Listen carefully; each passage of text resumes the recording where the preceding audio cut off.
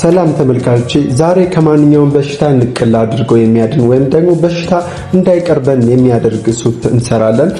በመጀመሪያ እኔ የተጠቀምኩት ቺክን ሌግ ወይም ደግሞ እግሩን ነው። እሱን ትሪም አድርገን አጥንቱን እናወጣዋለን።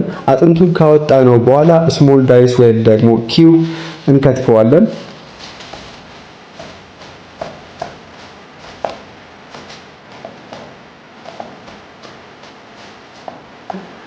ስጋውን ስሞል ዳይስ ወይም ደግሞ ኪዩብ ከከተፍነው በኋላ ድስታችን አግለን ቂቤያችንን እንጨምራለን።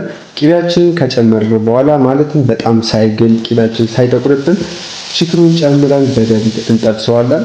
ከጠበስነው በኋላ አውጥተን እቃ ላይ እናስቀምጣለን። ምክንያቱም ለምን ብትሉኝ ቺክኑን በጠበስንበት ድስት ሌሎችን ግብአቶች በኋላ ላይ በምንጠብስበት ሰዓት አሪፍ ቃናና ይዘት እንዲኖራቸው ያደርጋል፣ በምንመገብበት ሰዓት ማለት ነው።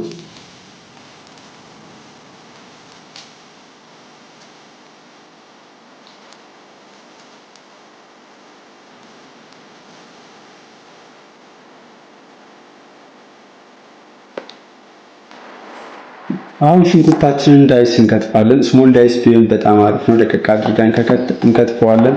ምክንያቱም በኋላ በምንሰራበት ሰዓት ወይም ደግሞ በምንመገብበት ሰዓት ስሙዝ የሆነ ቴክስቸር እንዲኖረው ይረዳናል።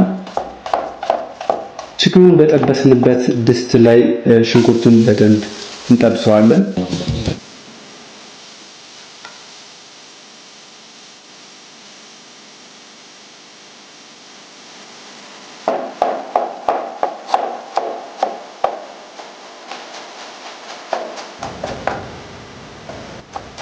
ዝንጅብል በጣም ደቀቅ አድርገን እንከትፋለን።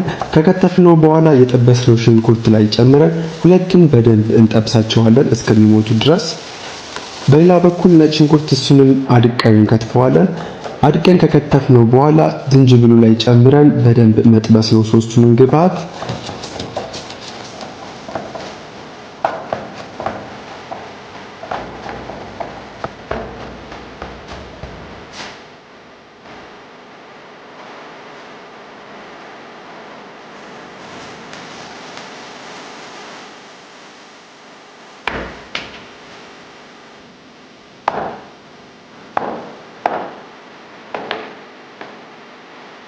እላዩ ላይ ቅቤ ጨምረን በደንብ እንጠብሰዋለን።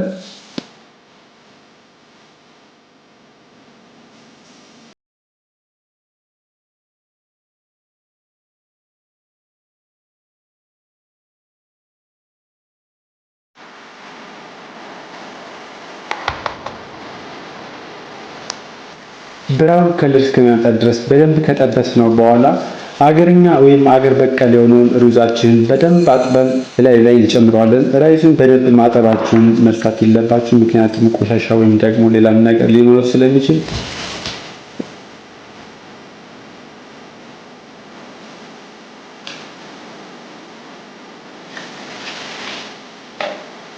ሩዙን በደንብ ካጠብነው በኋላ የጠበስናቸው ግብአቶች ላይ ጨምረን እሱንም በደንብ እንጠብሰዋለን።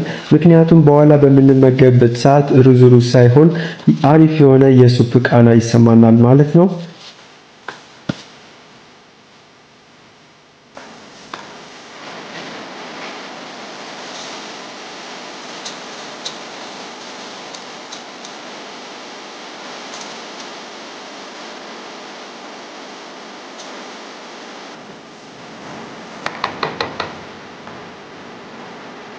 አሁን በደንብ ከጠበስነው በኋላ ለብ ያለው አድርገን እንተዋዋለን።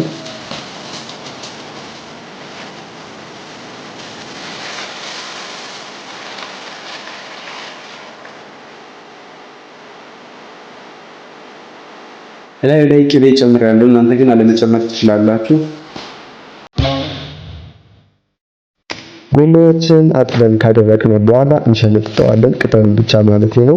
ወይም ደግሞ እናንተ ግንዱን የምትፈልጉት ከሆነ ግንድ እስከነ ግንዱ ደቀቅ አድርጋችሁ ከትፋችሁ መጨመር ትችላላችሁ። ደቀቅ አድርገን ከከተፍነው በኋላ የሰራነው ሱፕ ላይ እላዩ ላይ እንጨምረዋለን። በሌላ በኩል ደግሞ ስለ ጥቅሙ በነግራችሁ ደስ ይለኛል፣ ማለትም ስላለው የኒውትሪሽናል ቫልዩ መጠን ማለት ነው። ለምሳሌ ብናይ ካርቦሃይድሬት፣ ፋይበር ፕሮቲን፣ ፋት፣ ቪታሚን ኬ፣ ሲ፣ ኤ፣ ፖታሺየም፣ ካልሺየም፣ አይረን፣ ማግኒዚየም እነዚህ ንጥረ ነገሮች ይዟል። ከዚህ ውስጥ መናገር የምፈልገው ነገር ደግሞ ሜታቦሊዝሙ ይፋጠናል ማለት ነው። ሆዳችን ላይ ቁጭ ማለት ባህሪ የለውም ማለት ነው። በጣም አሪፍ ነው ደግሞ ለሰውነታችን።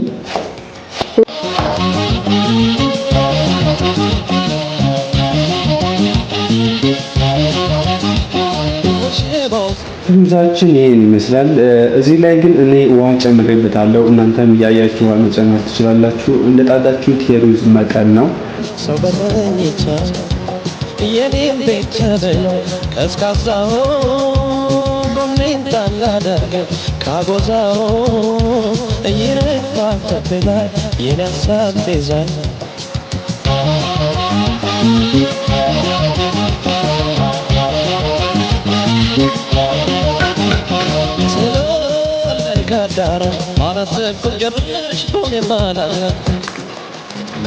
አሁን ሾርባችን በስሏል።